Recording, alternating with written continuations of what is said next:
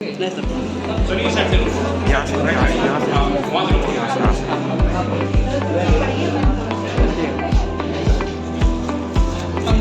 ॐ चन्द्रमा मनसो जाचक्षुषो सूर्यो अजायत श्रोता प्राणश्रवायुषभुषाणि देव सवितुः दुरितादिपरासुव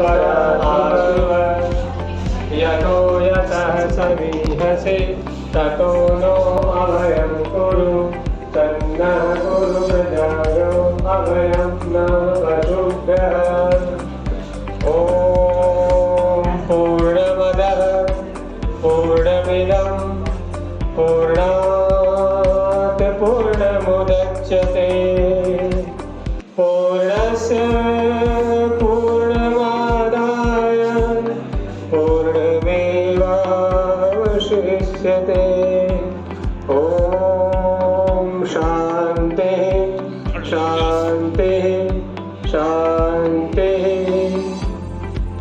छोड़ छोड़ दे सर।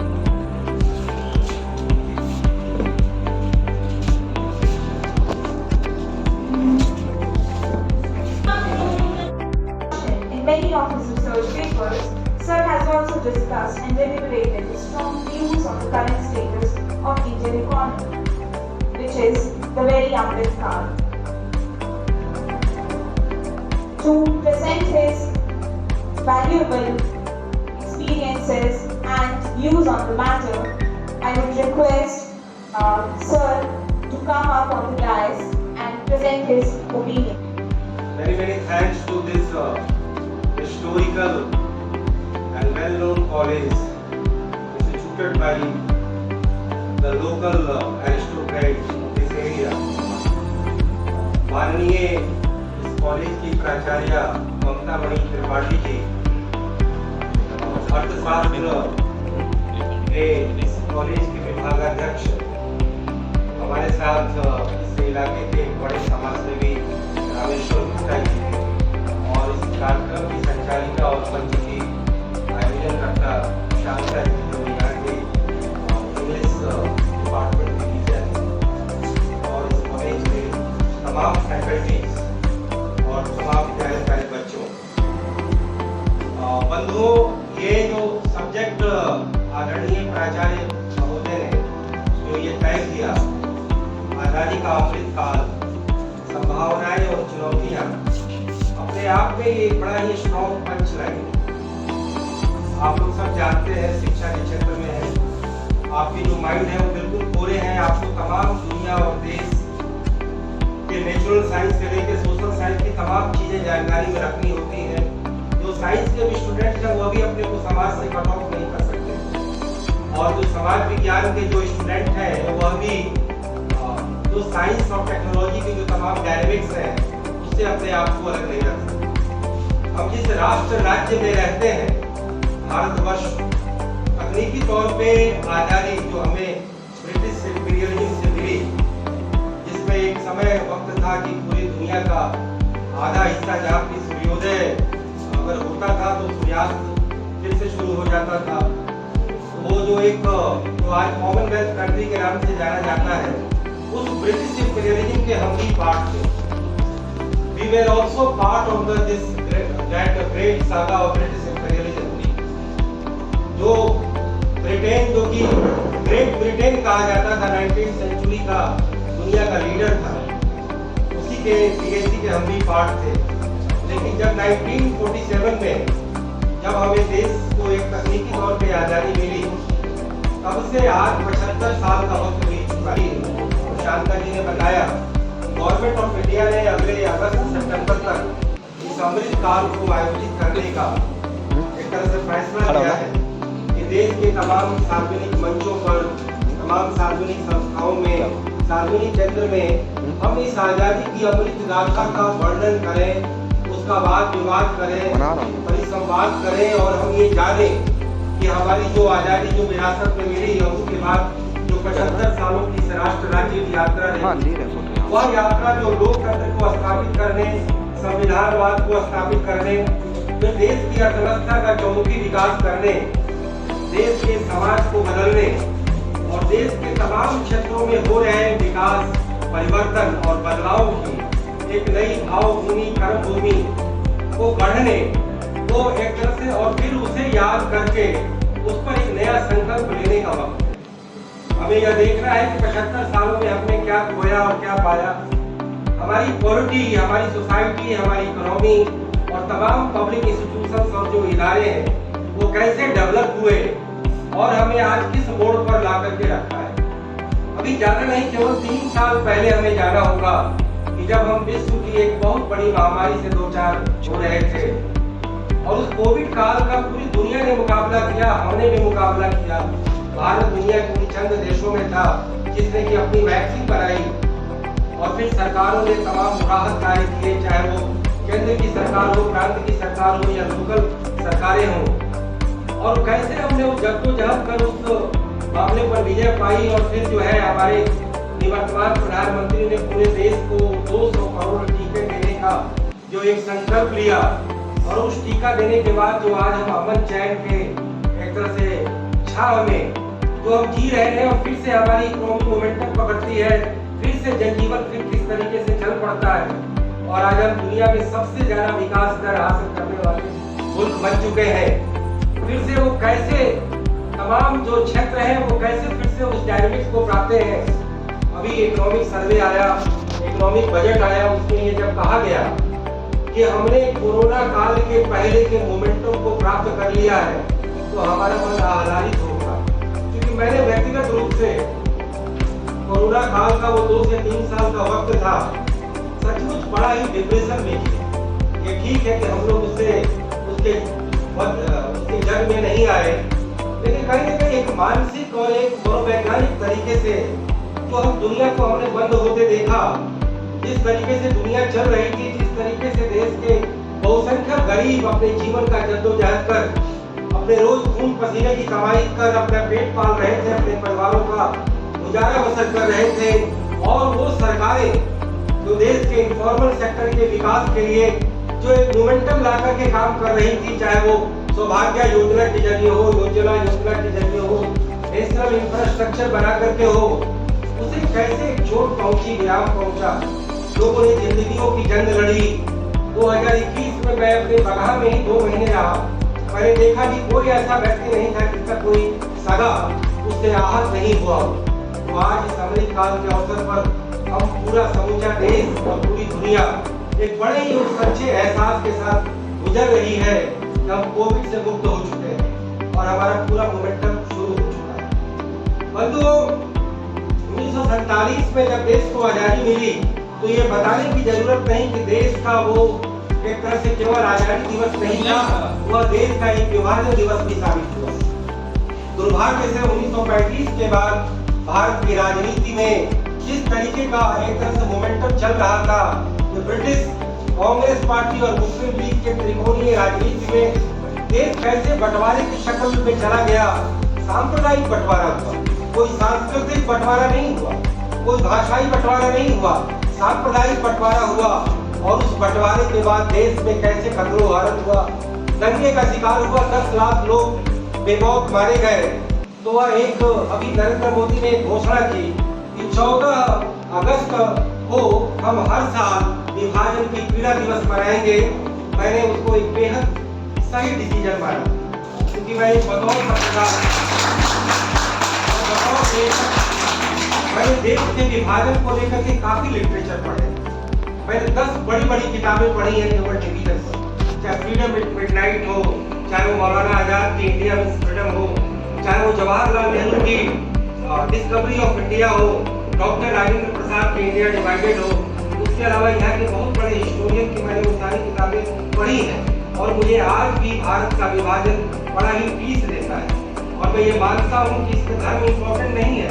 भारत की जमीन, भारत की संस्कृति, भारत की राष्ट्रीयता और भारत का वो प्राचीन विरासत जो हमारी मोहन जोदड़ो और हड़प्पा की सभ्यता जिस भूभाग में विकसित हुई, जिस नदी घाटी की सभ्यता से भारत की सभ्यता जुड़ी है, इंडस सिविलाइजेशन, मैं आज भी उस भूमि को भारत का ही हिस्सा मानता हूँ। और मैं ये चाहता हूँ कि भारत के संविधानवाद, लोकतंत्रवाद और धर्मनिरपेक्षतावाद के उस विशाल आइडियोलॉजी के तहत वह भारत का विखंडित हिस्सा पुनः से अखंड भारत का हिस्सा बने। मैं इस आजादी की अमृत देना चाहता हूँ।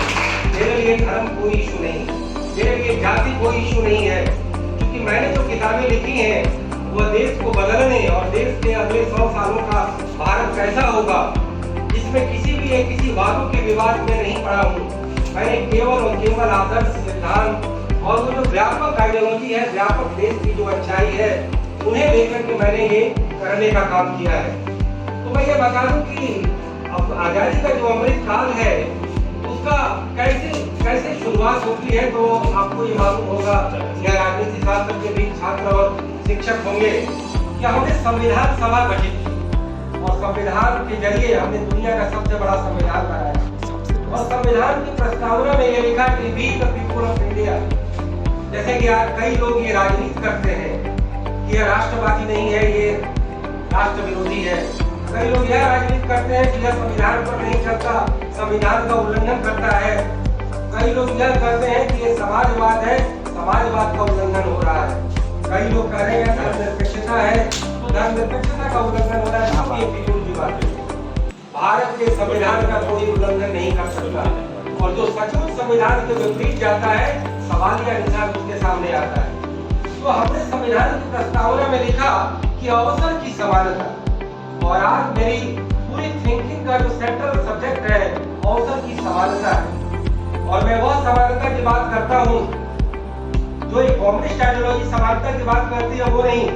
जो हम अलग अलग बाप के संतान हैं, अलग अलग कुल और वंश में जन्म लिए हैं। कोई रिलायंस के यहाँ जन्म लेता है, तो कोई अदानी के यहाँ जन्म लेता है, कोई टाटा के यहाँ जन्म लेता है, तो कोई हीरा भाई बहन के तहत के यहाँ पैदा होता है।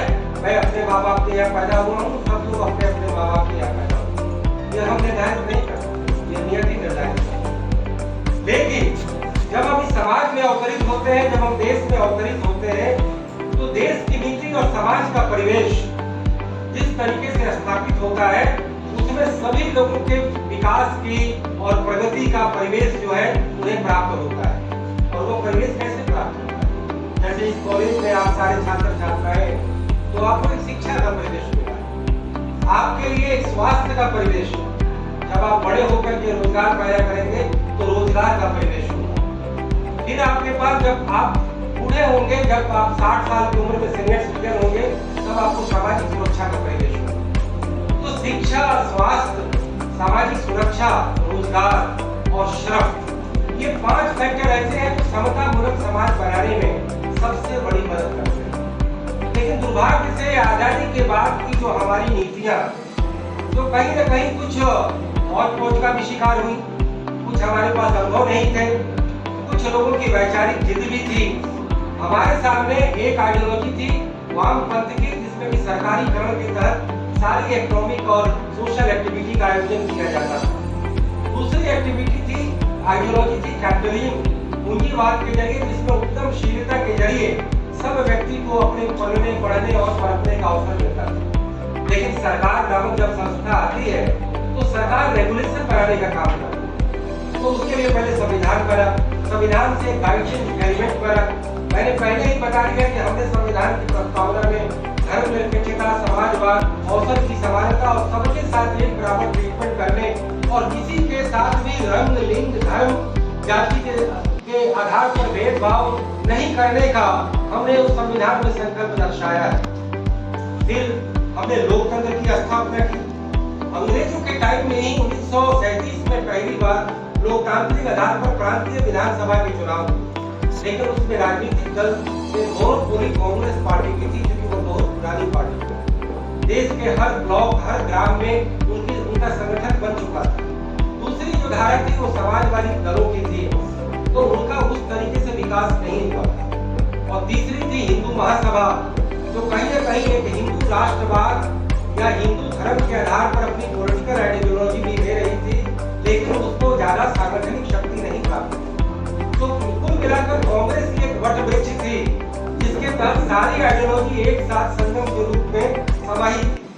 कहीं न कहीं आजादी के बाद जब गांधी जी ने कहा कि अब कांग्रेस पार्टी के लिए अब सेवानिवृत्ति का काल है, वह एक सामाजिक संस्था बन जाए, और जब हमारा लोकतंत्र चलेगा, जब चुनाव होगा, जब बहुदलीय व्यवस्था होगी, तो नए सिरे से पार्टियां बने और आपस में प्रतियोगिता करें लोकतंत्र के तहत और सुशासन के तहत देश की राज व्यवस्था चले। मैं बड़ा संक्षिप्त में सारी बातें कहूंगा, क्योंकि कम समय में सारी बातें आपके सामने रखनी है, जैसा कि प्रिंसिपल मैडम ने कहा है, और फिर प्रिंसिपल मैडम इसका कंक्लूजन अपने अध्यक्षीय भाषण में देंगी।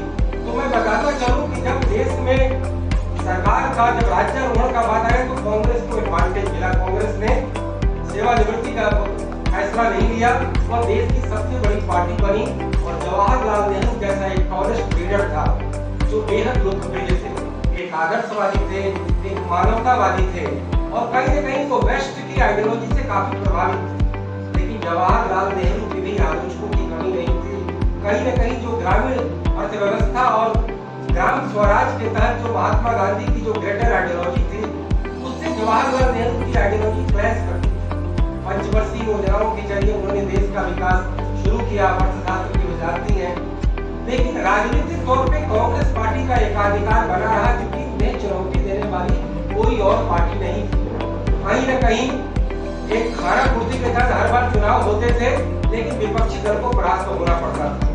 लेकिन विपक्ष के राजनीतिक दलों के विकास और उनके विस्तार का जो समयबद्ध कार्यक्रम था, वो लंबा चला। पहली बार 1967 में प्रांतीय स्तर पर कांग्रेस को चुनौती मिली।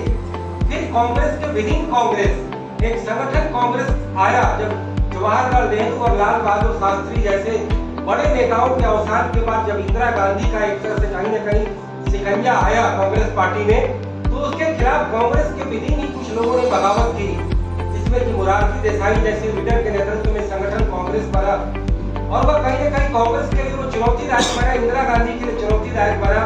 लेकिन 1967 के लोकसभा चुनावों के बाद इंदिरा गांधी ने पूरा उस पर अपना होल्ड बना लिया, क्योंकि बांग्लादेश को अलग कराने और उसके एक अलग देश के रूप में स्थापित करने, गरीबी हटाओ का नारा देने और भूल वामपंथी नीतियों पर देश के बैंकों का राष्ट्रीयकरण करने जैसी जो बड़ी घटनाएं घटी भारत के इतिहास में आजादी के बाद, इंदिरा गांधी को राजनीति काफी बरदहस्त मिला। और इसलिए पंचवर्षीय योजनाओं के जरिए जो जवाहरलाल नेहरू ने शुरू किया, देश में बड़े बड़े उद्योग लगे, बड़ी नदी घाटी परियोजनाएं आई, और फिर 1960 के काल में जो हमारा देश PL 480 के तहत विदेश के आयात पर डिपेंड करता था, और फिर उसके बाद से जो है हरित क्रांति का उद्घोष लाल बहादुर शास्त्री करते हैं, जय जवान और जय किसान का नारा देते हैं। 1962 में चीन से भारत की हार होती है, नेहरू उससे काफी आहत होते हैं, उनकी मृत्यु हो जाती है। लेकिन जब एक चमत्कृत नेतृत्व जब लाल बहादुर शास्त्री का आता है, तो जय जवान जय किसान की जय, वो एक तरफ हमारे सैनिकों में जो करते हैं, दूसरी तरफ हमारे अन्य उत्पादकों और किसानों को भी देश का मसीहा बनाकर उन्हें और ज्यादा उत्पादन करने की सलाह देते हैं। हरित क्रांति के लिए हमारे यहाँ के मशहूर वैज्ञानिक MS स्वामीनाथन, नॉर्मन बोरलो के बहुत बड़े एग्रीकल्चर साइंटिस्ट है मैक्सिको के, वहाँ की हाई वैरायटी सीड्स आई, और यहाँ के बहुत बड़े विजनरी कृषि मंत्री सुब्रमण्यम, इन तीनों के त्रिकोण से हरित क्रांति का उद्घोष हुआ, और 1970 तक भारत में काफी कृषि उत्पादन बढ़ा।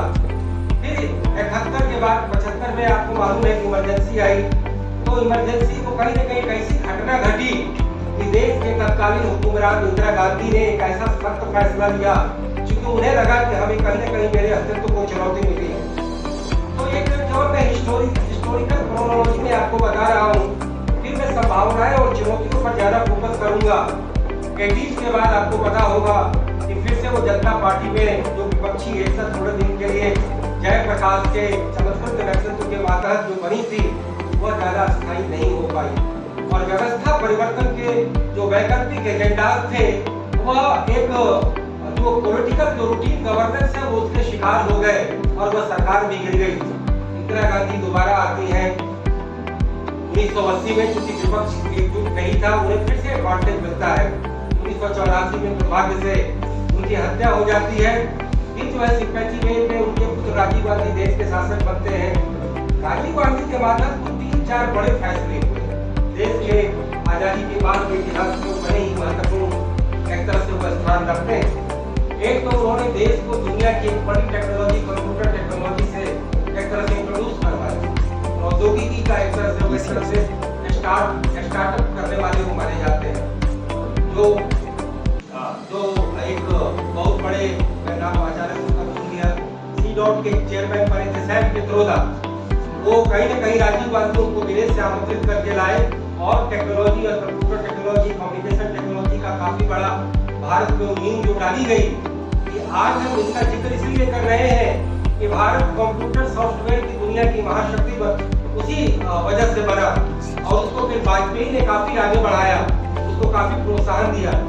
राजीव गांधी ने हमारे राजनीतिक क्षेत्र में एडल्ट फ्रेंचाइज को एक तरह से कहीं ना कहीं इम्प्लीमेंट किया, 21 से घटा करके 18 किया।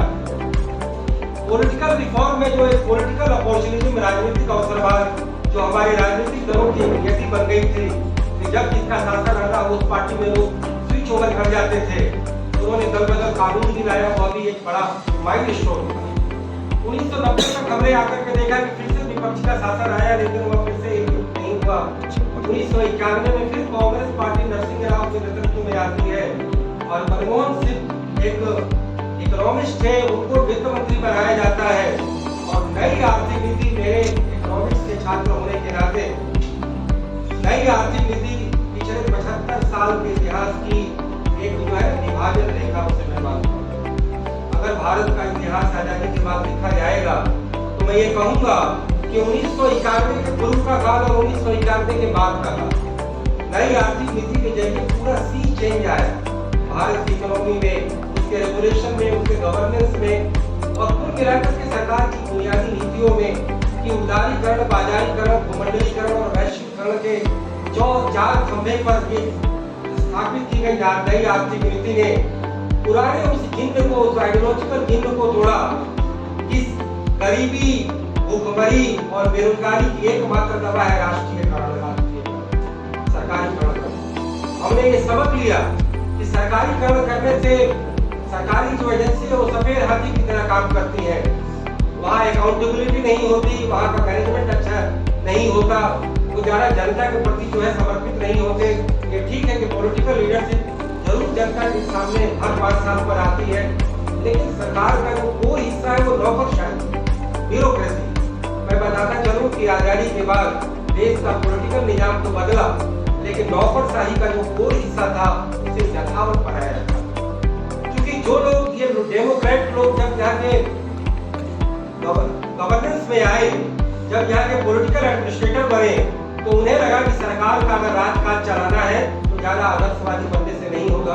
हम अंग्रेजों के टाइम में ICS का विरोध करते थे, ब्रिटिश पुलिस का विरोध करते थे, लेकिन आजादी के बाद उसी पुलिस सिस्टम को उन्होंने बदस्तूर बनाए रखा, क्योंकि उन्हें लगा जब हुकूमत चलानी है और जनता को और अपने विरोधियों को नियंत्रित करना है तो वह पुलिस हमारे सरकार में पूरा काम करेगी।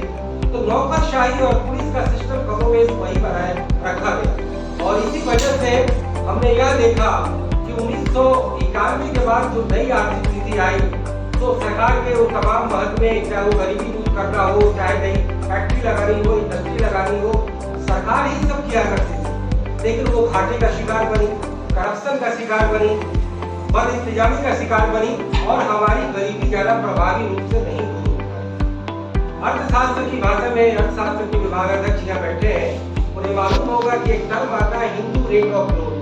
प्रोफेसर राजकृष्णा ने एक टर्म क्वाइन किया जिसका मतलब है कि देश की विकास दर सब काट छाट के 3.5% बनती है और 3.5% में हमारा 80% गरीबी रेखा से 50% नीचे गरीबी रेखा से रहने वाला, 80% गाँव में रहने वाला, उनका विकास कैसे होगा, उनकी गरीबी दूर कैसे होगा। हमने बचपन में देखा है कि गरीब और गांव और किसान को करीब गवर्नेंस से उपेक्षित ही रहते। हकीकत बात यह है कि हम सरकारों को गाली देते थे, सबको चोर जनता कहती थी, सरकार के खजाने में पर्याप्त पैसे ही नहीं होते थे और जो पैसे होते थे रक्षा, सेना और पुलिस में खर्च करने के बाद वह विकास में अगर जाते भी थे तो वो भ्रष्टाचार की भेंट चढ़ जाते थे।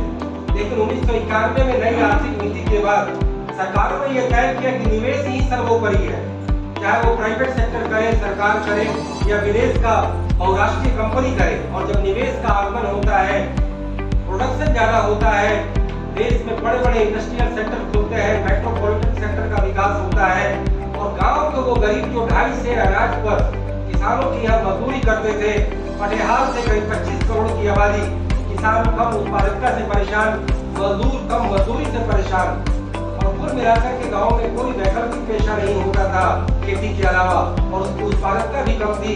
नई आर्थिक नीति के बाद उन तमाम इंडस्ट्रियल सेंटर से और ग्लोबलाइजेशन की वजह से तमाम गल्फ सेंटर से और तमाम बाहर से तमाम वो मजदूर बहुल राज्यों के मजदूरों की डिमांड बढ़ी, और जब सारे ये मजदूर बिहार के, यूपी के, बंगाल के, उड़ीसा के, छत्तीसगढ़ के जो तमाम औद्योगिक केंद्रों में गए, जब केरल के तमाम नर्सें जो गल्फ कंट्रीज में गई, और भारत का जो मिडिल क्लास जो डॉक्टर और इंजीनियर और आईटी का जो नया नया पढ़ाई आया था, जब उन्हें विदेशों में अपॉर्चुनिटी मिली तो हमारी इकोनॉमी को काफी फायदा हुआ। बिहार, यूपी, उड़ीसा जैसे राज्य मनी ऑर्डर इकोनॉमी की वजह से वो काफी विकास करने लगे। ऐसा नहीं था कि बिहार और पूर्वी यूपी में उद्योगों की बाढ़ आ गई, लेकिन यहाँ के लेबरर्स को जो बाहर रोजगार मिला, वह लेबरर अपने पास जो पैसे अपने गाँव में भेजते थे, वह खेती की उत्पादकता से काफी ज्यादा बड़ा संबल देने का काम करते थे।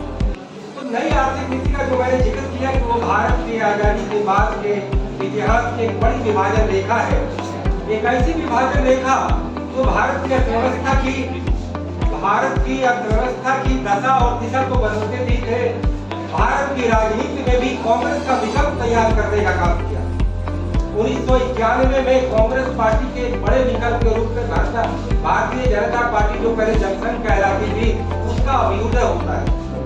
1996 और 98 में अल्पमत में सरकार गिरने के बाद 1999 के कारगिल चुनाव के बाद जब देश में आम चुनाव होता है, तो पहली बार एक गैर कांग्रेसवादी सरकार अटल बिहारी वाजपेयी के नेतृत्व में भारत की आजादी के बाद एक गैर कांग्रेसी सरकार के रूप में स्थापित। और वजह की बात यह है कि कांग्रेस पार्टी ने जो नई आर्थिक नीति की शुरुआत की, उस नई आर्थिक नीति पर उससे ज्यादा दौड़ लगाने का काम अटल बिहारी वाजपेयी के नेतृत्व वाली एनडीए ने किया, और 2004 तक आते आते देश की इकोनॉमी के तमाम सेक्टर में जबरदस्त मैक्रो इकोनॉमिक इंडिकेटर में जो है इंप्रूवमेंट आया। लेकिन पॉलिटिक्स की डायनेमिक्स अलग होती है, उसमें एक पॉपुलिज्म, जातिवाद, मनी मसल, कई सारे एलिमेंट काम करते हैं। जनता अभी पूरी इतनी शिक्षित नहीं थी, उकसाऊं, भड़काऊं, चटकाऊं, भाषण देना, पहचान की राजनीति और तमाम वो एलिमेंट, लेकिन उसको साधने में 2004 में वाजपेयी सरकार सफल नहीं हो पाई, और वो सब कुछ अच्छा करने के बाद वो चुनाव यूपीए का शासन जब कांग्रेस पार्टी पहली बार एक गठबंधन में आती है, अब बच्चों बैठ जाओ और शांति से सुनो। जब यूपीए की सरकार पहली बार गठबंधन में 2004 में आती है, तो वह सरकार विरासत में मिली हुई एक बड़ी अच्छी अर्थव्यवस्था, और वह काफी मजे में काम करते निकलती है, और कहीं न कहीं देश का 2001 से लेकर के 2010 तक की जो अर्थव्यवस्था थी, वो आजादी के बाद की स्वर्ण काल हम कह सकते हैं। लेकिन 2009 के लोकसभा चुनाव में फिर मैंने जो पॉलिटिकल पॉपुलिज्म का जो हवाला दिया, उसके तहत किसानों की फंडामेंटल प्रॉब्लम को बिना सॉल्व किए जो समस्या आज भी है, उसमें कुछ काम जरूर हुआ है। एमएसपी को थोड़ा सा बढ़ाया गया, हमने 72,000 करोड़ की कर्ज माफी कर दी। वेतन आयोग जो सरकार के कर्मचारियों और मुलाजिम जो पूरी जनसंख्या के 2 या 3% है, उनके लिए एक बेहतर वेतन आयोग के तहत हम चाहते हैं कि देश का हर व्यक्ति अच्छा पेंशन पाए। आज सरकारी कर्मचारी मांग कर रहे हैं पुरानी पेंशन आए, तो ये देश के केवल सरकारी कर्मचारियों को क्यों मिले, देश के 80 करोड़ लोगों को क्यों मिले? हम समतामूलक समाज की बात कर रहे हैं।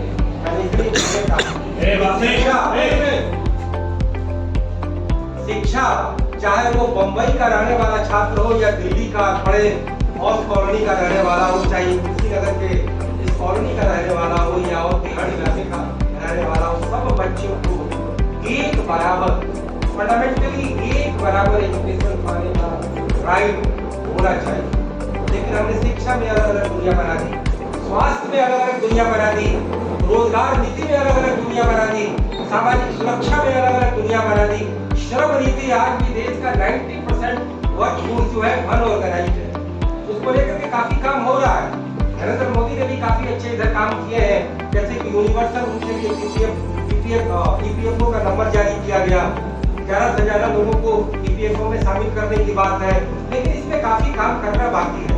तो मैं ये कह रहा था कि 2010 के बाद जिस तरीके से पॉपुलिज्म का सहारा लिया गया, छठे वेतन आयोग मान लिया गया, किसानों की 72,000 करोड़ की कर्जमाफी कर दी गई, तो उस समय रेलवे काफी मुनाफा कमाने के बावजूद भी, यही लालू रेल मंत्री थे, जब उनके रेल कर्मियों को 16 लाख लोगों को छठे वेतन आयोग का जो पे बढ़ाना था, तो रेलवे का सारा मुनाफा उस पर चला गया। तो इन और तीसरा मनरेगा एक गांव में एक पॉपुलर स्कीम लाई गई। रोजगार कभी भी किसी को देने का मतलब ये नहीं कि हम एहसान करते हैं। अगर एहसान करते हैं तो वह देश की इकोनॉमी का नुकसान करता है। आपको मैं एक जिक्र में हर जगह कहता हूँ कि मारुति कंपनी एक प्राइवेट कंपनी है जिसकी सारे देश के हर कोने में दिखाई देती है। आप उसके मैनेजमेंट का अध्ययन करेंगे तो मारुति कंपनी पर एम्प्लॉय जितना उनका खर्च आता है, चाहे वो कैंटीन का खर्च हो, चाहे वो कंपनी के अंदर जो फूल लगाया है उसका खर्च हो, या अच्छा जो एमिनिटीज सब पंखे बिजली सब देने का हो, उसको सैलरी हो, सबका वो कॉस्ट पर एम्प्लॉय कॉस्ट निकालते हैं, कॉस्ट टू कंपनी। और एक एम्प्लॉय से उन कंपनी को कितना मुनाफा मिला, अगर एक एम्प्लॉय पे मैंने 25,000 रुपया खर्च किया तो कंपनी को 30,000 मिला कि नहीं, 35,000 मिला कि नहीं, उसका वो लेखा जोखा रखती है। इसको साइंटिफिक मैनेजमेंट कहा जाता है। तो भारत के हर महत्व में, अब जैसे ये कॉलेज है, कॉलेज में यहाँ पर मुनाफा कमाने का काम नहीं होता है, डिलीवर किया जाता है सोशल सर्विस। बच्चे पढ़ लिख करके ह्यूमन डेवलपमेंट इनका विकास करके बड़े आदमी बनेंगे और देश की इकोनॉमी में योगदान करेंगे, अपने परिवारों का योगदान करेंगे, तो कहीं न कहीं एक सोशल आउटपुट देने का काम किया जाता है। तो इसी तरीके से सरकार के जितने महकमे हैं, चाहे वो सामाजिक एरिया में काम करे, चाहे वो कमर्शियल एरिया में काम करे, सबका एक रिटर्न होना चाहिए।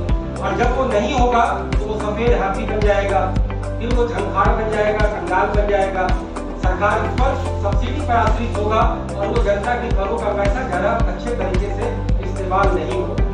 इस दिशा में सरकारें काम कर भी रही हैं, सरकारों का भी वर्क कल्चर पहले से काफी बदला है। तो 2000 मनरेगा जो योजना लाई गई, उसमें गड्ढे खोदो और गड्ढे भरो, ये अर्थशास्त्र की भाषा में कोई अच्छी बात नहीं है। जब गाँव में जब तमाम विकास कार्य होंगे, जब पुल बनेगा, पुलिया बनेगा, अस्पताल बनेगा, स्कूल भवन बनेगा, पंचायत भवन बनेगा, पोखरे और तालाब खोदे जाएंगे, कुएं जब बनेंगे, खेल परिषद बनेगा, चारागाह बनेगा, तो रोज गाँव में वैसे ही 500 रोजगार रोज पैदा होगा। आपको जो है ना मुफ्त का खैरात में ना रोजगार देने की जरूरत है, ना अनाज देने की जरूरत है। ये मेरी अपनी निजी राय है। अब जैसे कि सरकारें, कोई सरकार, मोदी सरकार हो या रमन सिंह की सरकार हो या कांग्रेस की सरकार हो या कोई भी सरकार हो, सबको मालूम है कि जब हम अनाज फ्री देंगे वोट की हमारी गारंटी होगी। ये पहले से चला। ये ठीक है कि कोरोना काल में, आपदा काल में राहत देना सरकारों का पहला धर्म बनता है। पहला खजाने पर पहला अधिकार आपदा पीड़ितों का होगा। लेकिन जब आप अपने पैर पर खड़े हो गए तो बैठा करके अनाज देना आपका भला नहीं करता। एबल को रोजगार, डिसेबल को पेंशन और डिपेंडेंट पॉपुलेशन को क्वालिटी एजुकेशन हेल्थ, ये एक सूत्र वाक्य है गवर्नेंस का। इसे लेकर के सरकारें करती भी है, कई जगह उनकी राजनीतिक एक तरह से कंपल्सन होती है, उनकी एक तरह से कहीं न कहीं एक तरह से दबाव उन्हें झेलना पड़ता है। तो मनरेगा, टैक्स पे कमीशन और कर्ज माफी, इकोनॉमी का खस्ता हाल हो गया। 14 में इन्फ्लेशन जो था वो 22% चला गया। डिजिटल कांग्रेस की हार, नरेंद्र मोदी सरकार का आगमन होता है और पहले 3 साल में नरेंद्र मोदी सरकार ने बड़े फंडामेंटल पर बड़े अच्छे काम किए। ग्रोथ रेट 5% से बढ़कर 7% चला गया। उसके बाद नोटबंदी हो, जीएसटी हो या कोरोना काल में सरकार के फैसले हो, उसको लेकर के काफी लोगों ने वाद विवाद पर संवाद किया, डिबेटेबल इशू। लेकिन जब वही 200 करोड़ को जब उन्होंने वैक्सीन देने का काम किया तो उनकी काफी वाहवाही भी हुई। लेकिन कुल मिलाकर के जब अमृत काल का आज जिस दौर में है, सबको मालूम है, हमें बताने की जरूरत नहीं। सरकार, भारत देश दुनिया की 5वीं सबसे बड़ी अर्थव्यवस्था बना, दुनिया का सबसे ज्यादा विकास दर हासिल करने वाला बना। अभी बजट आया है, उससे आशा का जबरदस्त संचार हुआ है। सरकार ने पॉलिटिकल मैनेजमेंट भी किया, सबने मैनेजमेंट किया, डेमोक्रेसी हमारा निरंतर और विकसित और परिमार्जित होता जा रहा है। खेलों में हम आगे बढ़ रहे हैं। आज गांव पहले की तरह गांव नहीं है। इस बात को ईमानदारी से मानना होगा कि गांव में पिछले 20 सालों में बहुत बड़ा परिवर्तन आया है। शहरों का भी अब कायाकल्प हो रहा है। मैं बगहा से ताल्लुक रखता हूँ।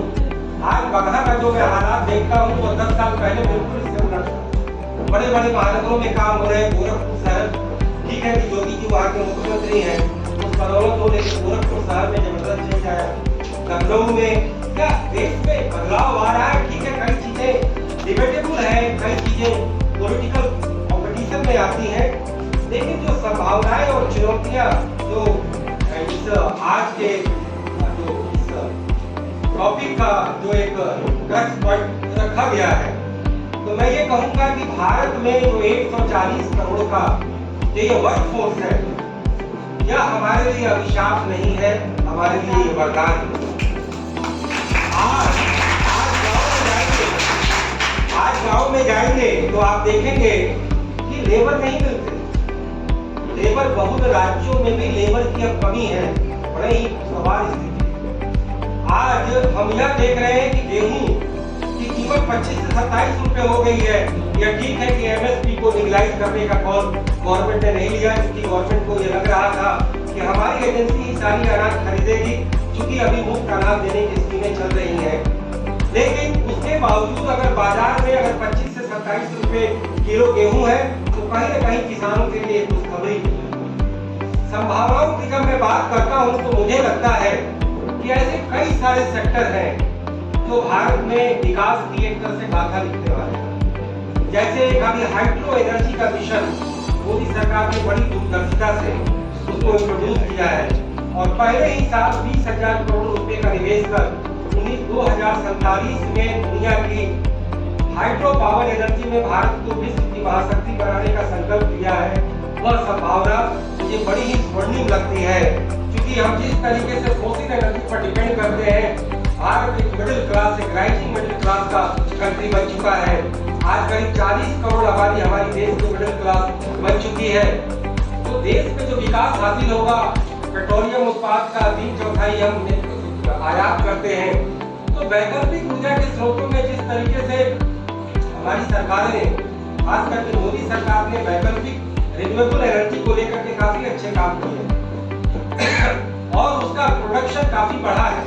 जिस तरीके से उज्ज्वला योजना के जरिए, सौभाग्य योजना के जरिए देश का हर घर बिजली कनेक्शन से जोड़ा गया। देश में उज्ज्वला योजना के जरिए हर महिलाओं के घर में सिलेंडर लाए गए।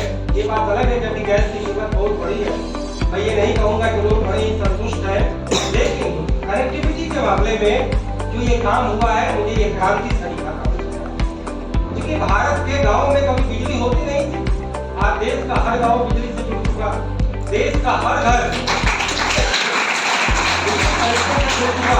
हमने कभी कल्पना भी नहीं की थी कि बिहार के गाँव में इस तरीके से गाँव में रात में जो है बिजली चमकेगी। ये मुझे बड़ा ही एक सुनहरा एहसास मुझे दिखाई देता है। फिर जो है दूसरा सेक्टर मुझे जो दिखाई देता है, तो ग्रीन एनर्जी के अलावा कि भारत की डिजिटल इकोनॉमी की एनॉर्मस पोटेंशियलिटी। आज डिजिटल इकोनॉमी के जरिए रोजगारों की भी बहुत बड़ी संभावना है। हम ये कहते हैं कि अगर ये सरकार एमएसपी को लीगल दर्जा दे दे, तो कृषि के क्षेत्र में इतनी बड़ी क्रांति आएगी। यह सुधारों की समर्थक सरकार, आर्थिक सुधारों की समर्थक सरकार, वह कहीं न कहीं एक बहुत बड़ा सुधार का बिंदु है कि किसान कृषि का जो पेशा है वो मौसमी पेशा है। तो आप इसको ध्यान रखें, वह उद्योगों की तरह रोज रोज नहीं पैदावार होती।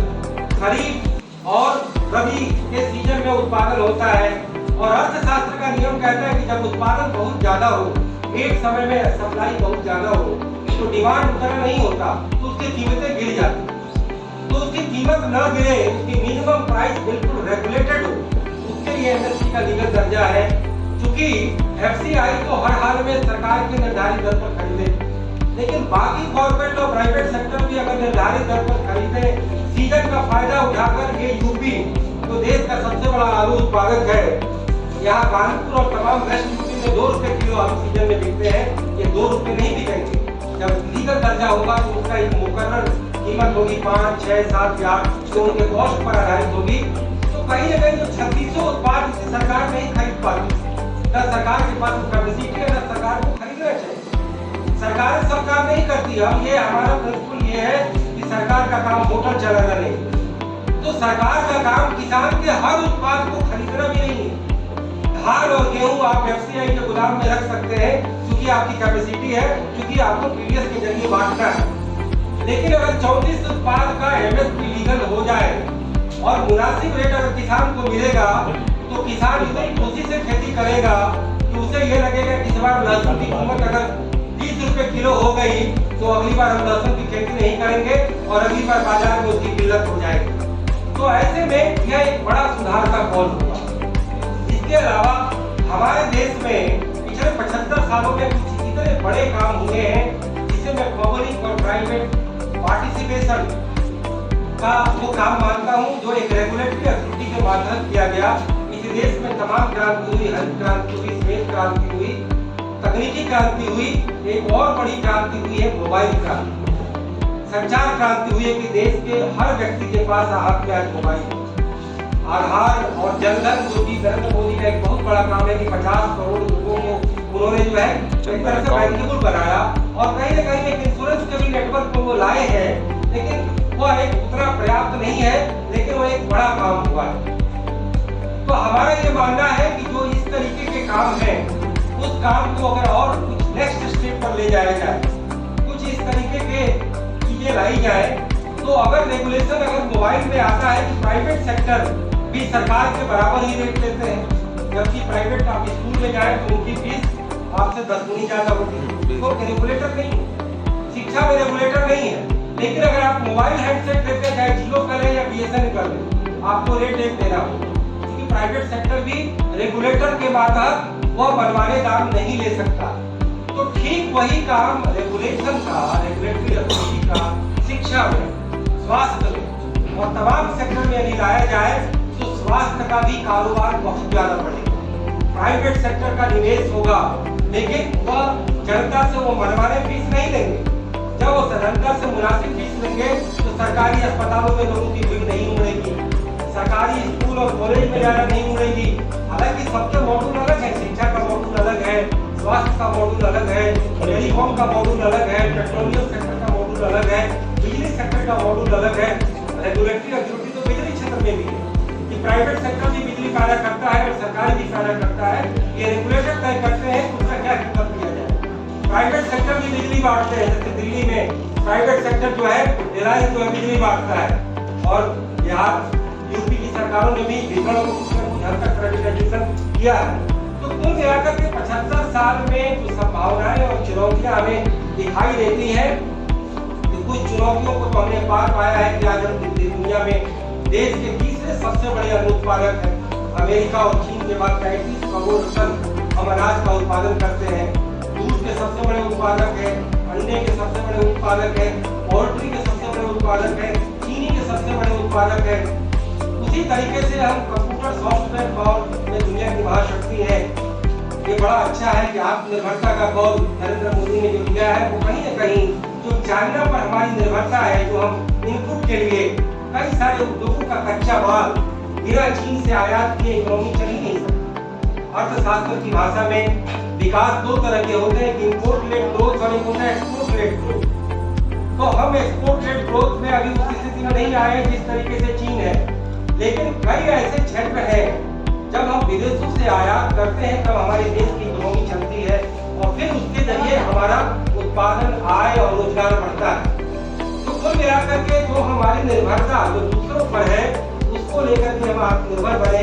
यह ठीक है कि मेक इन इंडिया का जो कॉल दिया था उस तरीके से मैन्युफैक्चरिंग रेवोल्यूशन देश में नहीं ला पाया, लेकिन हमारे क्षेत्र के सामने कितनी बाधाएं हैं, रुकावटें हैं।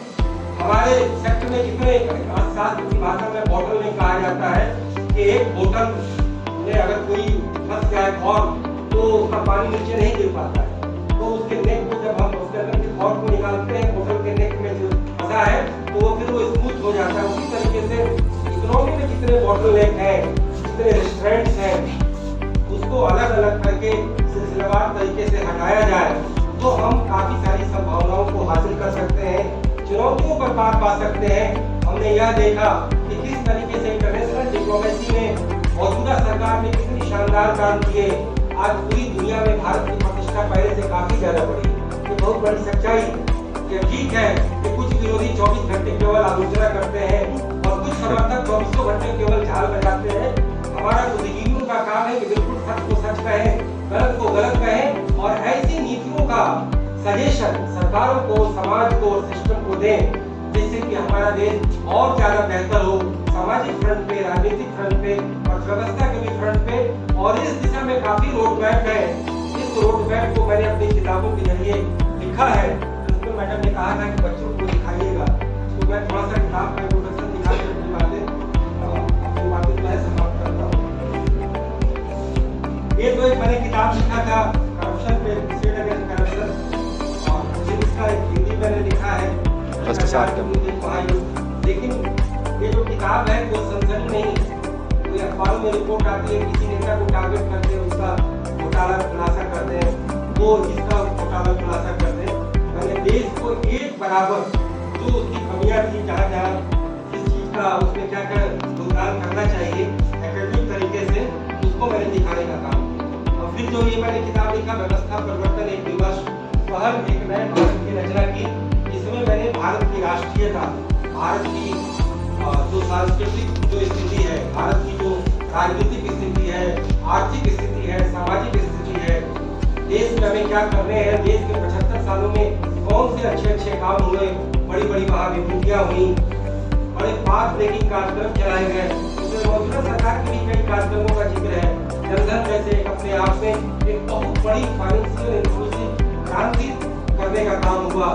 स्वभावता जो उज्ज्वला का तो मैंने जिक्र कर ही दिया। तो कुल मिलाकर के जो अमृत काल के इस अवसर पे जो हमारा देश एक तरह से नई सरकारी ले रहा है, केवल हमें अपने में आत्मविश्वास हासिल करने का ही वक्त नहीं है, नए संकल्प हासिल करने का भी वक्त है। जैसा कि संकल्प से सिद्धि हमारे प्रधानमंत्री ने भी कहा है, हमें लगता है कि हम अपनी नैतिकता, हम अपनी पौराणिकता, हम अपनी पारंपरिकता को बनाए रखते हुए नए आदर्शों और सिद्धांतों के साथ एक ऐसे गौरवशाली और ऐतिहासिक भारत राष्ट्र राज्य का इस आधुनिक परिवेश में निर्माण कर सकते हैं जो दुनिया में सचमुच की एक महाशक्ति बने, एक वर्कफुल नेशन बने। हम उसमें यकीन नहीं करते कि हम दुष्फहमी में जिए, हम गलतफहमी में जिए और केवल आत्ममुक्त रहे। ऐसे में राष्ट्र राज्यों का विकास नहीं होता। हमने वेस्ट कंट्री में मुझे घूमने का मौका मिला, वह अपनी जितनी तारीफ करनी चाहिए उससे वो थोड़ी कम करते हैं और दूसरे की तारीफ जितनी करनी चाहिए उससे वो थोड़ी ज्यादा करते हैं।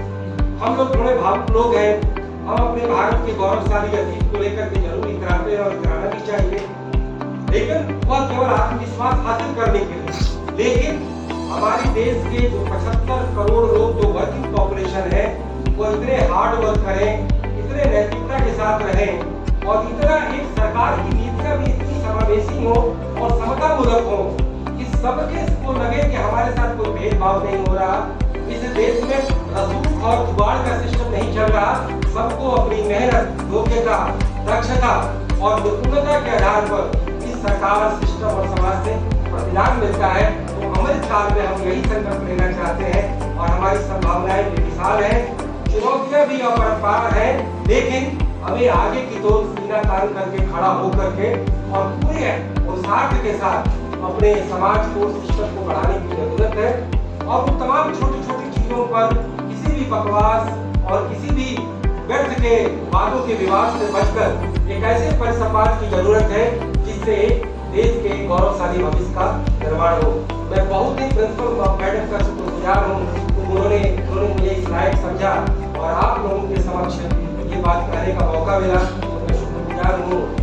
मैडम एंकर महोदय का भी, जिन्होंने बड़े ही अच्छे तरीके से इस चीज का वर्णन किया, और तमाम जो डैश पर बैठे हैं उनका शुक्रगुजार हूँ, तमाम फैकल्टी है उनका शुक्रगुजार हूँ, और तमाम नौनिहाल जो हमारे बच्चे बैठे हैं आपका भी पैशन शेयरिंग के लिए शुक्रगुजार हूँ। बहुत बहुत धन्यवाद।